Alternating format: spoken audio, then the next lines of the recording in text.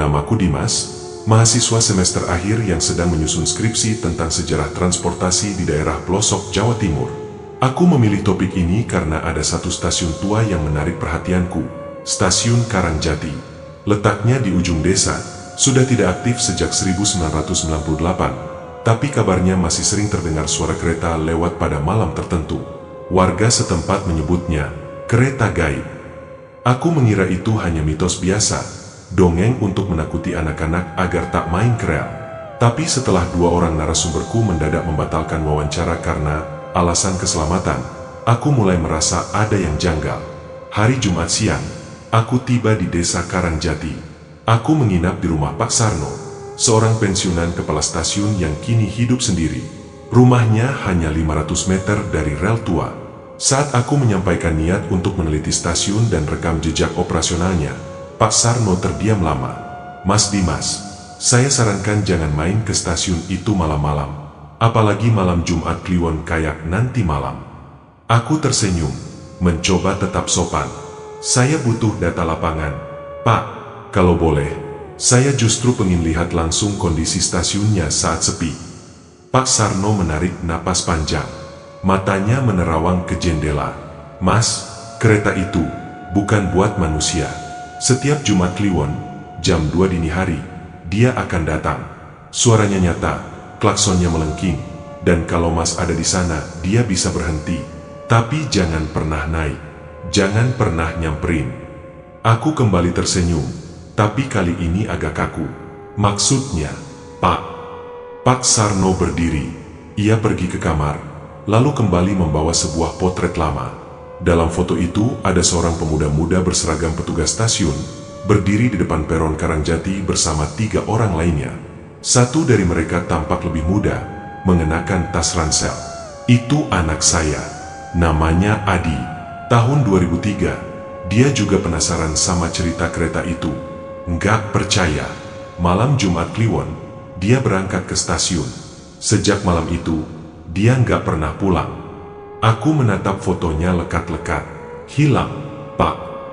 Enggak, tapi sejak malam itu, setiap Jumat Kliwon, saya lihat dia di antara penumpang kereta itu. Berdiri di balik jendela, melambai, tapi nggak pernah turun. Aku merinding. Pak Sarno menatapku serius.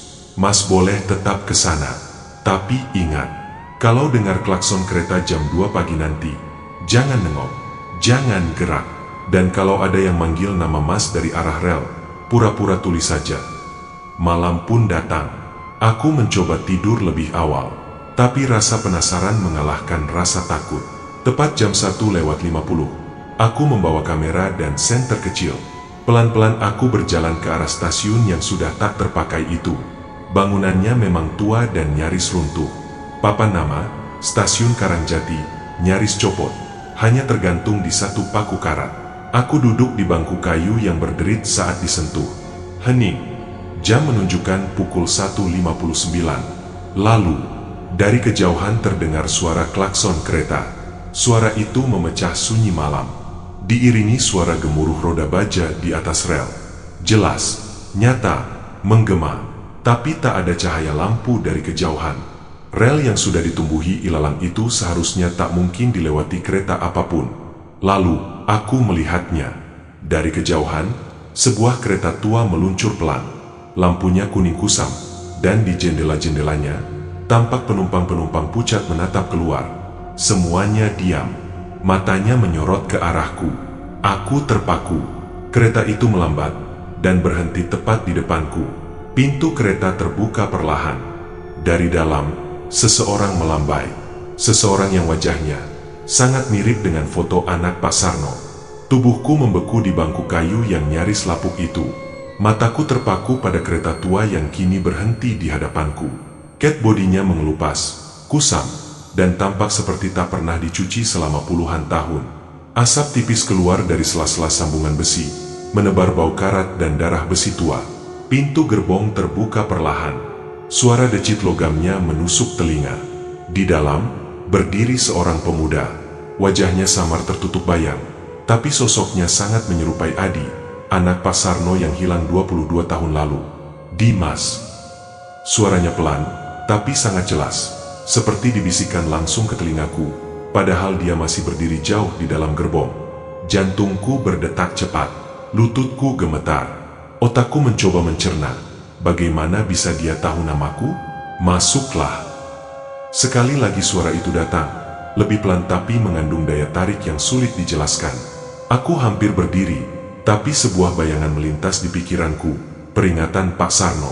Kalau ada yang manggil nama Mas dari arah rel, pura-pura tulis saja. Tanganku gemetar menahan tubuh yang nyaris terdorong oleh rasa penasaran. Aku menggenggam erat kamera di leherku, berharap suara shutternya bisa menetralkan ketakutanku. Aku mengambil satu foto. Lampu kilat menyala sebentar, dan saat itulah, semua penumpang di jendela menoleh serempak ke arahku. Wajah mereka pucat, matanya kosong, beberapa ada yang bolong seperti habis dicongkel. Ada anak kecil, ibu-ibu, pria parubaya, bahkan sosok nenek berambut panjang dengan kain kafan terurai di bahunya. Kereta ini bukan kereta biasa, Dimas. Kali ini suaranya menggelegar, bukan lagi bisikan, melainkan suara berat, dalam, penuh gema dari segala arah. Seolah rel itu sendiri memanggil namaku. Aku terjatuh dari bangku. Kamera terlepas dan terguling ke sisi peron. Saat aku memungutnya, kulihat pintu gerbong terbuka lebih lebar. Di balik pemuda itu, lorong dalam gerbong terlihat gelap dan panjang, seperti tidak berbatas. Dari kegelapan itu muncul bayangan tangan-tangan yang merambat di dinding gerbong, mencakar, menggeliat, menjulur ke arah luar, seperti mengundang atau menarik paksa. Aku bangkit dan mundur beberapa langkah. Nafasku memburu, tapi rasa takut bukan satu-satunya yang menahanku. Ada dorongan aneh dari dalam diriku, seperti kereta ini mengisap keingintahuanku, seperti aku pernah melihatnya, atau seharusnya ikut masuk. Tapi kemudian, seseorang menarik lenganku dari belakang dengan kuat. Mas Dimas. Astagfirullah, ayo pergi. Itu suara Pak Sarno. Ia muncul entah dari mana, wajahnya pucat pasi.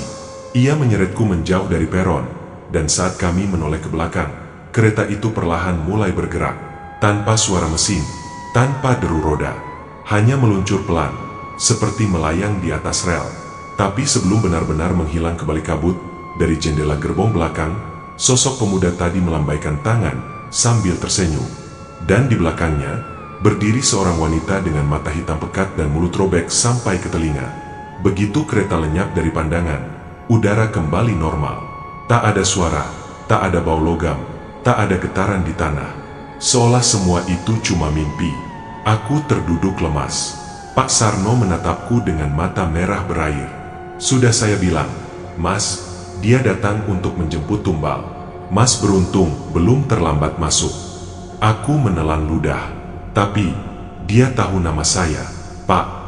Pak Sarno menunduk. Itu artinya Mas sudah masuk daftar. Aku duduk di ruang tamu rumah Pak Sarno, masih gemetar. Tangan masih memegang kamera, dan layar kecilnya menampilkan foto terakhir yang kuambil di stasiun. Kereta gaib, para penumpang bermata kosong, dan sosok yang kulihat di peron. Pak Sarno menyodorkan segelas air putih. Minum dulu, Mas, biar tenang. Aku mengangguk pelan, lalu bertanya, Pak, kenapa dia tahu nama saya? Saya cuma peneliti, baru pertama kali ke sini. Pak Sarno tidak langsung menjawab.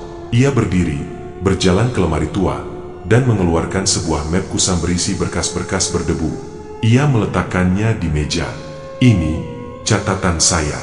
Nama-nama yang pernah terlihat di kereta itu sejak tahun 2000. Saya sendiri yang catat berdasarkan laporan warga dan penglihatan saya tiap Jumat Kliwon. Aku membuka lembar demi lembar. Di dalamnya ada catatan tangan, foto-foto tua, dan potongan artikel berita hilangnya orang-orang. Di setiap lembar tertulis tanggal, ciri-ciri korban, dan sesuatu yang membuat darahku mengalir dingin. Salah satu nama di halaman paling belakang. Dimas Prasetyo, mahasiswa asal Surabaya, belum naik kereta, nama disebut penumpang. Jumat Kliwon, 3 Juni 2025. Itu aku. Aku terpaku. Pak, ini catatannya baru ditulis barusan. Pak Sarno menggeleng. Enggak, Mas. Itu saya tulis 2 minggu lalu. Malam Jumat Kliwon sebelumnya. Waktu itu saya mimpi buruk. Saya melihat Mas Dimas berdiri di peron, dikelilingi bayangan hitam. Dan nama itu, Dimas Prasetyo, terdengar di kereta. Loh, tapi saya baru putuskan datang ke sini minggu lalu. Berarti Mas memang sudah ditandai. Bahkan sebelum Mas niat ke sini, kereta itu, milih korbannya bukan secara acak. Aku mulai merasa tak enak. Ada sesuatu yang aneh. Seperti takdirku memang sengaja diarahkan ke tempat ini. Tapi kenapa saya? Saya nggak pernah punya urusan dengan hal mistis. Pak Sarno menghela napas berat, lalu berkata pelan, Mas pernah kehilangan seseorang? Meninggal? Atau hilang secara misterius? Aku terdiam. Wajah adikku, Laras, melintas di ingatan. Ia hilang 7 tahun lalu saat kami liburan keluarga ke daerah pegunungan. Tidak pernah ditemukan. Hanya sandal dan bekas jejak kaki kecilnya di tepi sungai. Kami menduga ia hanyut, tapi tak pernah ada mayatnya. Adik saya, Pak, gumamku, Laras, hilang tahun 2018. Waktu itu saya yang jaga, tapi saya tinggal sebentar buat ke warung. Pas balik, dia udah nggak ada. Pak Sarno memejamkan mata sejenak, lalu membuka lembaran lain dari berkasnya. Ia menunjukkan padaku sebuah foto buram yang diambil dari jarak jauh. Tampaknya difoto secara diam-diam. Di dalam kereta gaib, tampak barisan penumpang dan salah satunya adalah anak kecil berambut sebahu dengan pita merah. Aku merasa jantungku seperti diremas. Itu, Laras, itu adik saya. Pak Sarno menatapku dengan iba. Saya tahu, karena itu kereta itu bisa memanggil Mas. Ada hubungan darah. Biasanya kalau tumbal sebelumnya belum sempurna, kereta akan datang lagi untuk melengkapi. Dan yang paling rentan adalah keluarga korban. Aku mulai paham. Laras bukan sekadar hilang, ia ditumbalkan. Dan sekarang aku menjadi target berikutnya. Lalu, siapa yang melakukan tumbalnya? Pak, tanyaku dengan suara parau. Pak Sarno diam. Matanya menerawang, lalu pelan-pelan ia berkata, bukan semua yang hilang itu korban dari luar. Kadang, tumbalnya justru dari orang terdekat. Aku menatapnya dengan bingung. Kalau Mas mau tahu kenapa Laras bisa sampai di dalam kereta itu, Mas harus cari satu nama, Mbah Wiryo. Siapa dia? Pak Sarno berbisik lirih.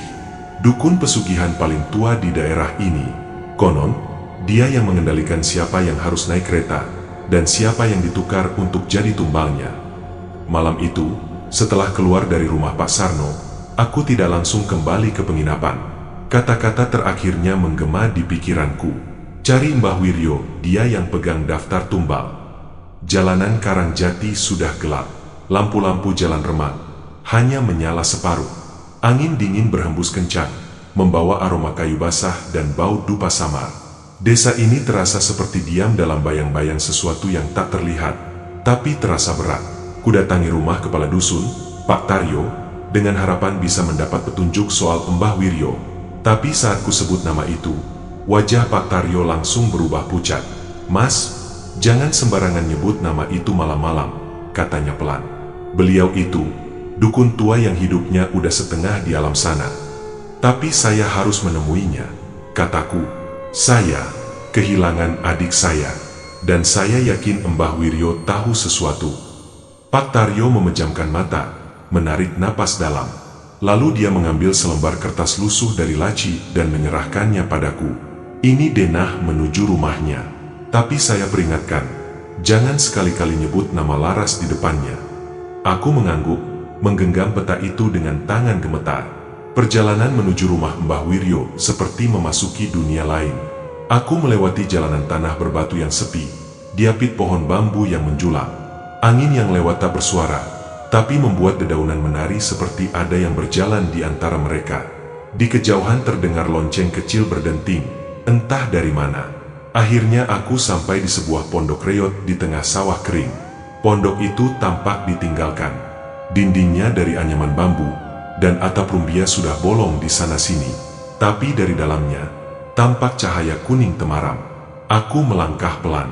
Setiap jejak kakiku seperti bergema di tanah basah. Begitu aku mengetuk pintu, tidak ada jawaban.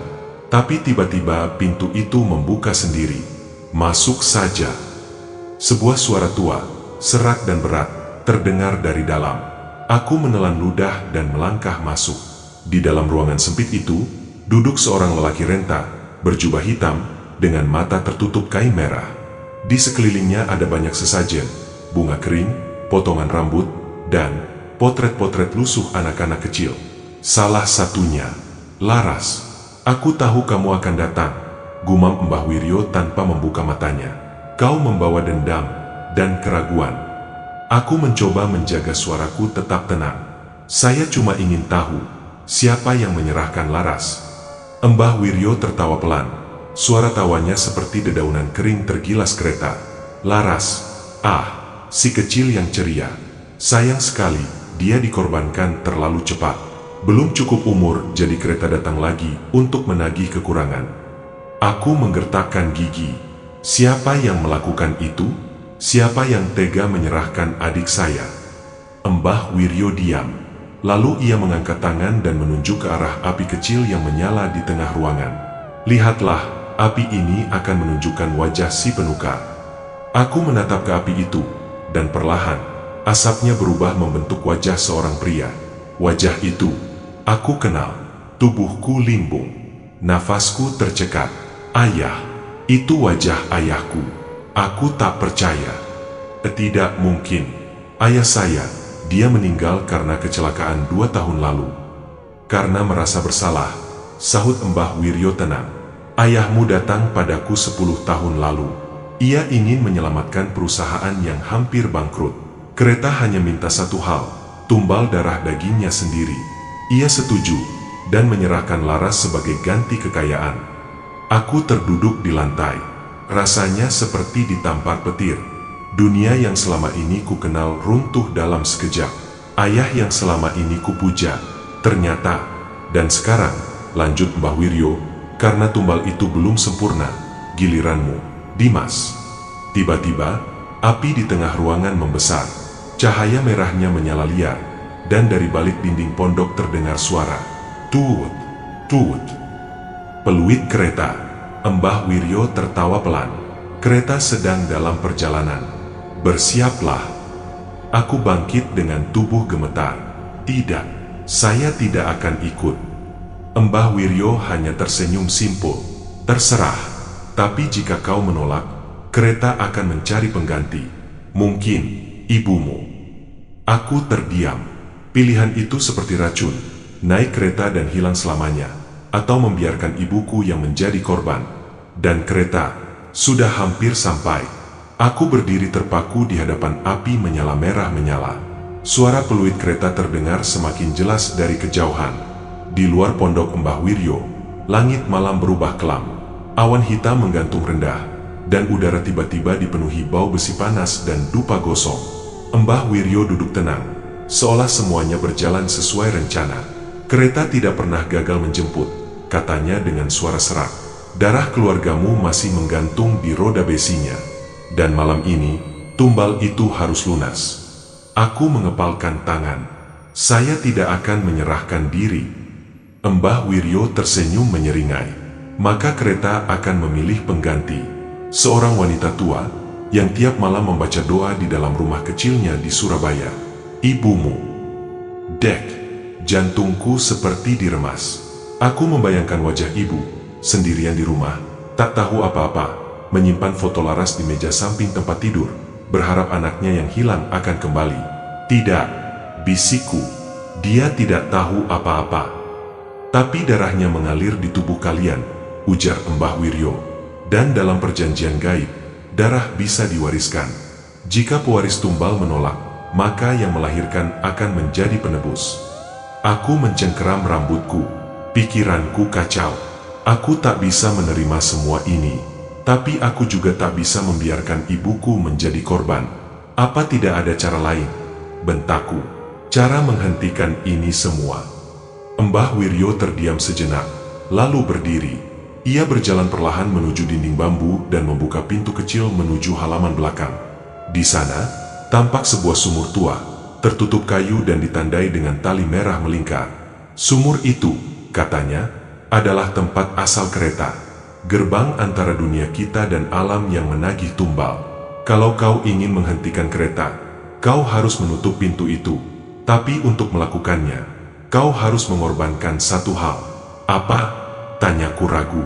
Sesuatu yang paling kau sayangi, bukan nyawa orang lain, tapi milikmu sendiri. Bisa ingatan, penglihatan, atau kesempatan untuk hidup normal. Aku menelan ludah. Pilihannya semua mengerikan, tapi lebih baik daripada menyerahkan ibu sendiri. Tunjukkan caranya. Mbah Wiryo tersenyum tipis. Ia mengambil sebotol cairan hitam dari raknya. Minum ini tepat saat kereta datang. Kau akan bisa masuk ke dalamnya sebagai penumpang bayangan. Tak terlihat, tapi nyata. Di dalam sana, temui kondektur, dan bawa kembali benda milik Laras. Cuma itu yang bisa menutup sumur. Apa itu? Syal merah milik adikmu. Ia menjatuhkannya saat pertama kali dibawa. Simbol ikatan tumbal yang belum sempurna. Aku menggenggam botol itu, dan kalau saya gagal, kereta akan berhenti di rumah ibumu. Dan bukan hanya dia, tapi darah keturunanmu akan jadi daftar abadi penumpang. Langit mengguntur keras. Peluit kereta terdengar lagi. Kali ini, lebih dekat. Mbah Wiryo menunjuk arah barat. Pergilah ke rel lama. Berdirilah di peron jam 12 malam. Dan ingat, jangan pernah menyebut nama Laras saat berada di dalam kereta. Nama itu bisa membangkitkan sesuatu yang tidak bisa kau kendalikan. Beberapa menit kemudian, aku sudah berada di depan stasiun tua itu lagi. Peronnya sunyi, angin dingin menusuk, dan suasana seperti dunia mimpi yang membusuk. Aku berdiri di ujung peron, menatap rel yang menghitam seperti ular mati. Jam tanganku berdetak pelan. 11.59, 12.00. Tiba-tiba tanah bergetar, udara menggelegar. Asap hitam muncul dari arah rel yang jauh, dan cahaya kuning redup perlahan mendekat. Kereta itu datang, lambat, menderu, seolah menarik suara-suara tangis dari masa lalu. Dengan tangan gemetar, aku membuka botol cairan hitam dan meneguknya. Dunia langsung berputar. Pandanganku berubah suram. Tubuhku terasa ringan, seperti bayangan. Tapi aku tetap bisa berdiri. Kereta berhenti. Pintu terbuka dengan suara desis pelan. Dan di dalam, tampak deretan penumpang tanpa wajah. Semua diam. Semua menunduk. Aku melangkah naik ke dalam. Pencariannya dimulai. Aku harus menemukan Syal Laras dan menutup gerbang neraka itu untuk selamanya. Tapi di dalam gerbong pertama, aku mendengar suara kecil berbisik, "Kak Dimas, kamu datang." Aku menoleh pelan, dan kulihat Laras, tapi wajahnya bukan lagi wajah manusia. "Kak Dimas, kamu datang." Suara itu lembut, hampir seperti nyanyian pengantar tidur. Tapi begitu aku menoleh, yang kulihat membuat kakiku nyaris lumpuh. Laras berdiri di ujung gerbong. Rambutnya terurai panjang, basah, menempel seperti benang busuk. Bajunya compang-camping, dan wajahnya, itu bukan wajah adikku. Mata Laras hitam legam, bola matanya seperti tenggelam ke dalam rongga yang dalam. Kulitnya pucat, dipenuhi guratan luka menghitam seperti luka bakar. Tapi senyumnya, senyum itu masih sama. Hangat, memanggilku pulang. Aku terdiam, ingin lari, tapi kakiku seolah tertanam di lantai gerbong. "Jangan percaya," bisik suara lain di belakangku. Aku menoleh cepat. Seorang pria tua, mengenakan seragam kondektur kereta zaman dulu, berdiri di lorong. Wajahnya penuh luka, dan kedua tangannya menggenggam tongkat kayu. "Dia bukan adikmu lagi," ujar si kondektur. "Dia tumbal yang tertinggal.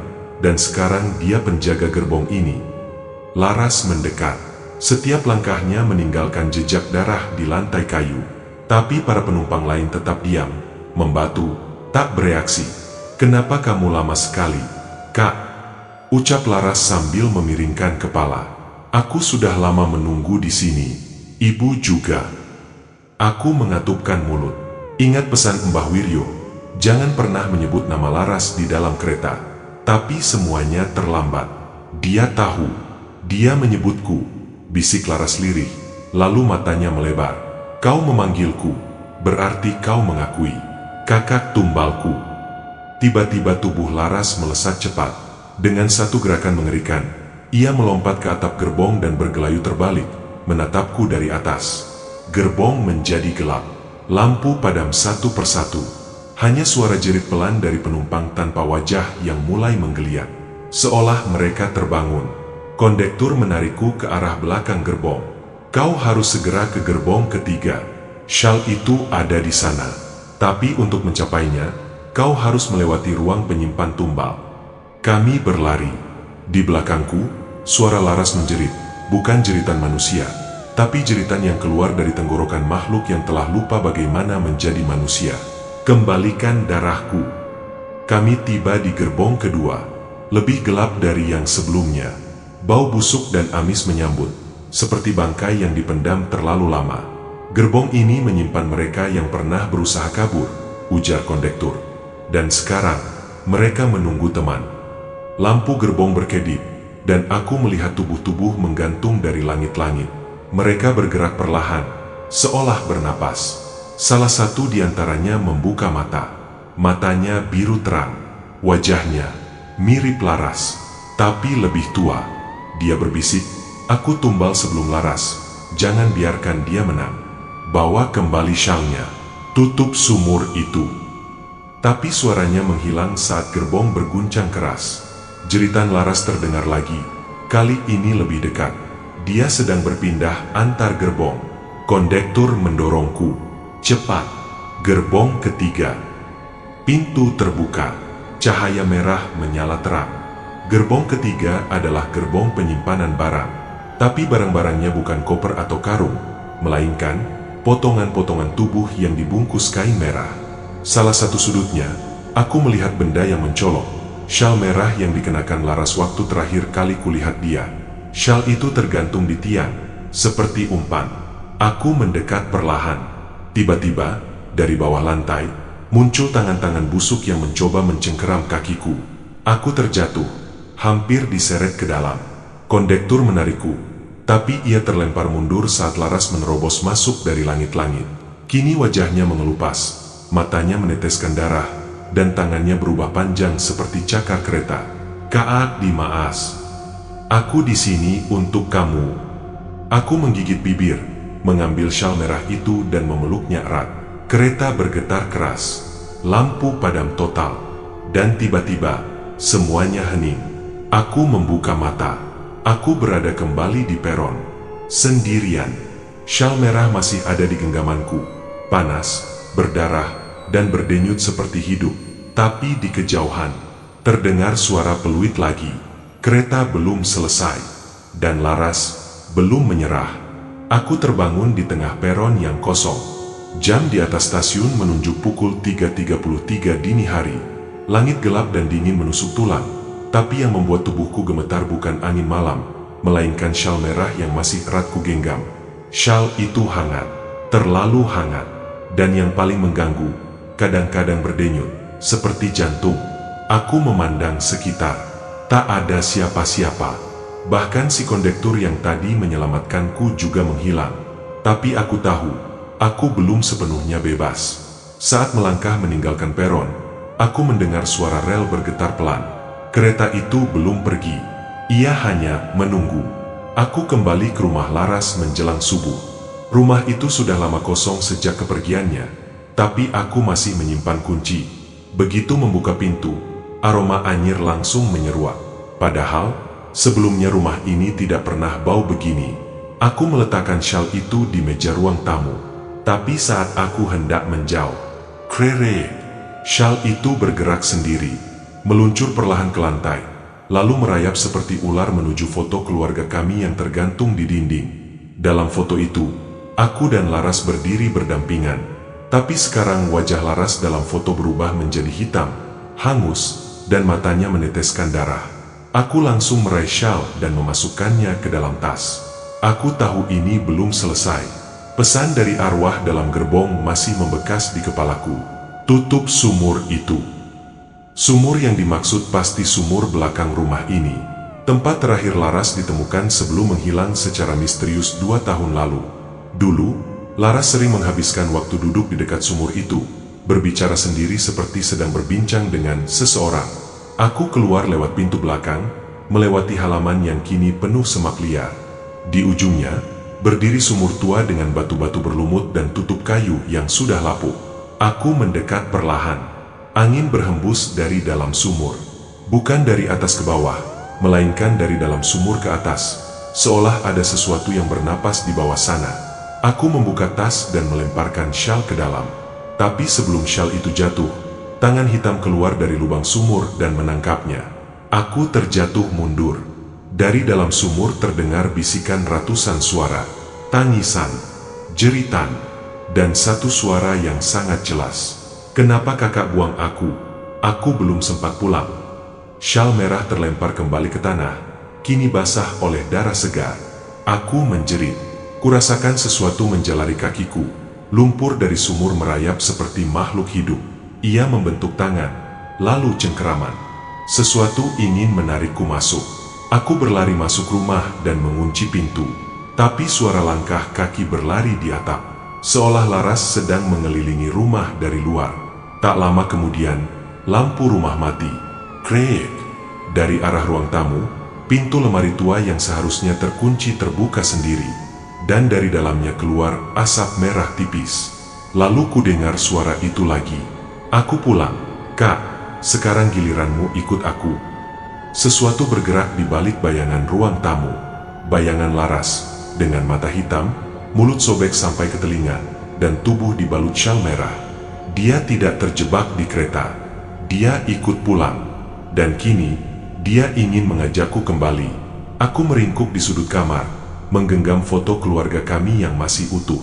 Ketika bayangan Laras melangkah mendekat, aku bersumpah mendengar suara peluit dari kejauhan. Bukan dari stasiun, tapi dari bawah lantai rumah ini. Bayangan Laras berdiri mematung di ambang pintu kamarnya. Syal merah itu melilit lehernya, meneteskan darah ke lantai. Wajahnya setengah mengelupas, tapi bola matanya menatapku lembut. "Jangan takut, Kak," katanya dengan suara ganda. "Kita cuma akan pulang bareng-bareng ke tempat yang lama." Aku menggigit bibir. Ini bukan Laras yang aku kenal. Yang berdiri di depanku adalah roh tumbal, bukan adikku.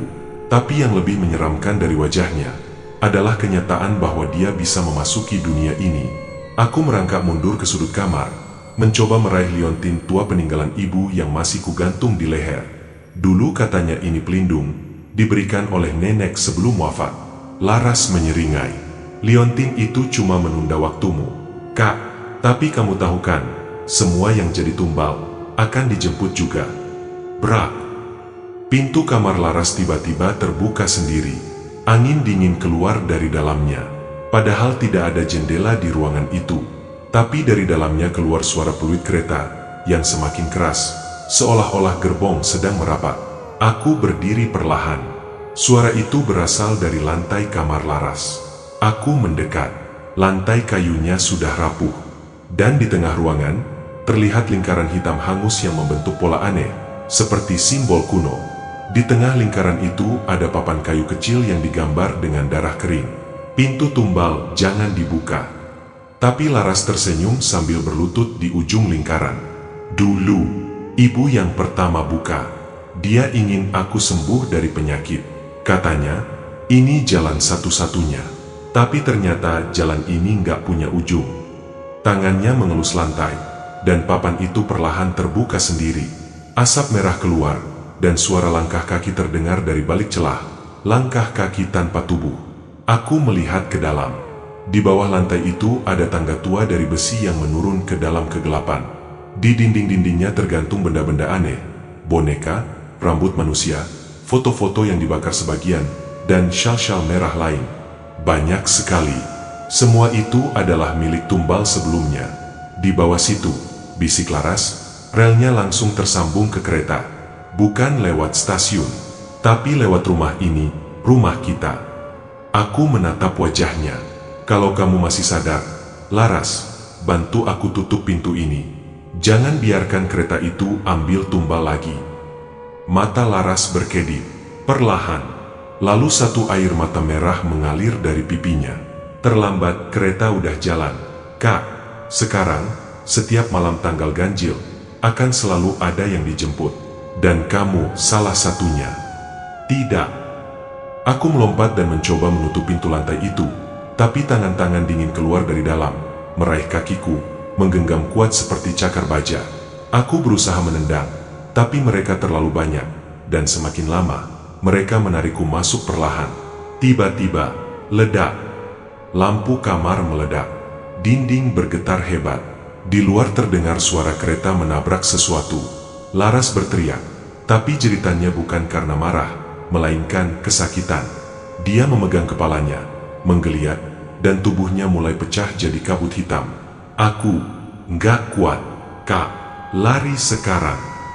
Aku menarik tubuhku, melepaskan diri dari cengkeraman tangan-tangan itu, dan menutup paksa pintu lantai. Kukunci dengan lemari, meja, apapun yang bisa kutumpuk di atasnya. Suara dari bawah lantai terus menggeram, tapi perlahan meredup. Aku terduduk lemas, napas terengah. Dari balik bayangan kamar, Laras terakhir kali muncul. Tubuhnya kabur, seperti siluet uap panas. Aku nggak bisa ikut. Kak, tapi kalau kamu bisa ke stasiun sebelum malam Jumat, bawa syal itu ke gerbong terakhir, mungkin semua ini bisa berhenti.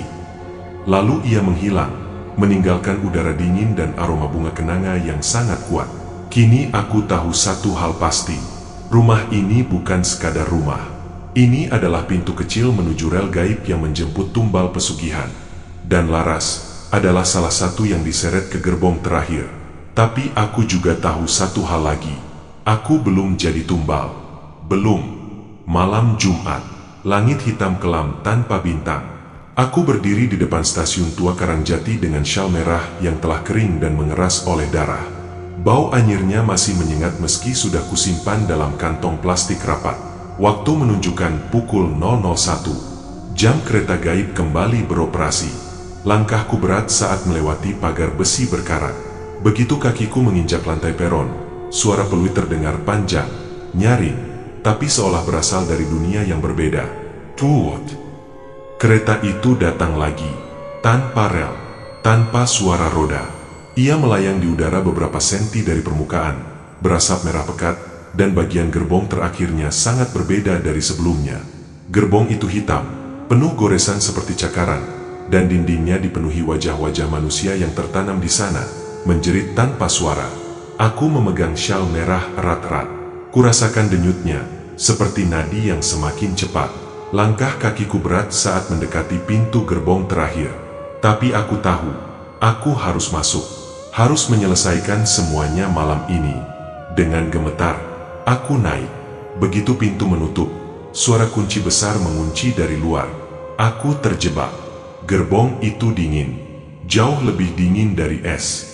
Lampu-lampu kerlap-kerlip di langit-langit berwarna merah redup. Di sepanjang sisi gerbong, terlihat bangku-bangku panjang yang dipenuhi orang. Tapi mereka semua diam, kepala tertunduk, tubuhnya pucat membiru. Tumbal. Orang-orang ini, semuanya tumbal. Beberapa dari mereka tampak seperti anak-anak, wanita tua, atau bahkan pria muda. Wajah mereka penuh luka dan tanda-tanda kematian. Tapi tak satu pun bergerak. Lalu aku melihatnya. Di ujung gerbong, duduk sosok yang menunduk, mengenakan gaun putih dan syal merah yang sama seperti punyaku. Laras, Laras, bisikku. Dia perlahan menengok. Matanya sayu. Separuh wajahnya masih menghitam seperti sebelumnya, tapi kini air mata bening mengalir di pipinya. Kak, suaranya parau. Kamu datang ke tempat yang gak seharusnya. Aku mendekat, duduk di sampingnya. Aku mau bawa kamu pulang. Kita bisa keluar dari sini. Kamu cuma perlu ikut aku. Dia menggeleng lemah. Aku bagian dari gerbong ini sekarang. Tapi kalau kamu bisa bertemu masinis, dia bisa menghapus namaku dari daftar. Aku menoleh. Di ujung lain gerbong, ada pintu kecil dengan lambang kepala kerbau. Aku berdiri, lalu menatap Laras. Tunggu di sini. Apapun yang terjadi, jangan tinggalkan bangku ini. Aku berjalan pelan menuju pintu itu. Tanganku menggenggam liontin ibu dan syal merah. Begitu pintu terbuka, aku langsung mencium aroma busuk daging hangus. Di dalamnya, masinis itu berdiri membelakangiku. tubuhnya tinggi besar, mengenakan seragam hitam tua dengan topi lusuh. Tapi bagian belakang kepalanya berisi puluhan mata kecil yang terbuka menatap ke segala arah. Ia berbicara tanpa menoleh. Suara beratnya menggelegar seperti mesin tua. Kau membawa syal, berarti kau tumbal yang ditunda. Waktumu sudah dekat. Aku memberanikan diri melangkah maju. Aku datang untuk minta satu nama dihapus dari daftar. Masinis terkekeh pelan. Tidak ada nama yang bisa dihapus, kecuali kau tukar dengan nama lain. Aku membeku. Nafasku tercekat. Nama lain. Tumbal harus tetap lengkap. Bila Laras keluar, kau harus menggantikan tempatnya. Aku menoleh keluar ruangan. Laras masih duduk diam. Tapi kini, kepalanya menunduk lebih dalam. Seperti tahu apa yang sedang ditawarkan padaku. Aku menatap masinis itu lagi. Kalau begitu, bisakah aku menghapus dua nama, bukan satu? Ia diam. Lalu semua mata di belakang kepalanya memandangku serempak. Tukar dua nyawa dengan satu. Bisa, tapi kau harus pilih. Siapa yang dikorbankan? Aku berpikir cepat. Tak ada waktu. Kalau ini satu-satunya jalan, aku harus mencari tumbal pengganti. Laras pernah cerita, dulu ibu yang membuka pintu pesugihan. Dialah yang memulai semuanya. Kalau begitu, nama pengganti, ibu, dan orang yang memberi jalan ke pesugihan ini. Masinis tertawa keras. Kau berani, tapi sah. Namamu dan Laras dicoret. Dua nyawa lain dijemput malam ini. Aku berbalik. Gerbong mulai bergetar. Suara peluit terdengar lagi. Kali ini lebih panjang. Kereta mulai melambat. Aku berlari kembali ke Laras. Dia menatapku penuh air mata. Kamu tukar nyawaku. Aku mengangguk pelan. Kalau itu satu-satunya cara buat kamu pulang. Kereta berhenti. Pintu terbuka. Cahaya terang masuk dari luar gerbong. Peron yang tadinya gelap kini terlihat jelas. Dan kami berdiri di atas stasiun Karangjati yang utuh dan terang benderang. Semua tumbal lainnya perlahan lenyap jadi debu. Tinggal aku dan Laras. Kami turun dari kereta. Begitu menjejak tanah, kereta gaib itu menguap jadi kabut dan perlahan menghilang di balik kabut merah. Tapi sebelum benar-benar sirna, terdengar suara masinis. Tumbal telah berganti, tapi gerbong takkan pernah kosong. Setelah malam itu, hidupku dan Laras berubah total. Kami keluar dari stasiun tua yang dulu menyeramkan dengan perasaan lega, tapi juga ketakutan yang belum hilang. Rel kereta gaib itu mungkin sudah menguap, tapi bayangan dan ancamannya tetap menghantui. Hari-hari berlalu, tapi aku sering merasakan ada yang mengikutiku. Sosok samar berdiri di ujung jalan saat malam tiba. Wajahnya tertutup kabut tebal dan berbalut kain lusuh. Ia tidak pernah berbicara, hanya menatap dengan mata merah menyala. Suatu malam, Laras dan aku memutuskan untuk kembali ke rumah. Di sana, kutemukan surat tua di meja makan. Surat itu berisi tulisan tangan dengan tinta merah kering. Janji harus ditepati. Dua nyawa telah berganti, tapi hutang lama belum selesai. Siapkan dirimu, penjemput baru akan datang. Aku menoleh ke Laras. Matanya berkaca-kaca. Ini bukan hanya tentang kita. Ini tentang semua yang pernah terjerat pesugihan. Aku tahu kami tidak bisa bersembunyi. Malam itu, suara peluit terdengar dari kejauhan. Tapi kali ini, bukan kereta, melainkan suara langkah kaki berat di rel tua yang sudah lama tak terpakai.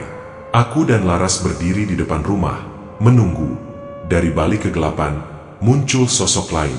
Ia bukan masinis, bukan tumbal. Ia seorang pria tua dengan mata hitam legam, dan di tangannya tergenggam syal merah lusuh, tanda pesugihan yang sudah berumur puluhan tahun. Kalian pikir bisa kabur dari perjanjian? Suaranya serak tapi mengerikan. Setiap yang ambil jalan gelap harus bayar, dan aku di sini untuk menagih. Aku menggenggam tangan Laras. Kami tahu, ini baru permulaan. Sejak malam itu, kami hidup di antara dua dunia. Rel kereta gaib mungkin sudah hilang, tapi bayangan wajah penjemput tumbal baru itu selalu ada, mengintai di ujung rel yang tak terlihat. Setiap malam Jumat, kami mendengar peluit, melihat sosok itu berjalan di rel, menunggu tumbal baru yang siap dibawa. Dan aku Aku harus bersiap, karena aku sudah terikat janji, dan janji itu tak pernah bisa dilupakan.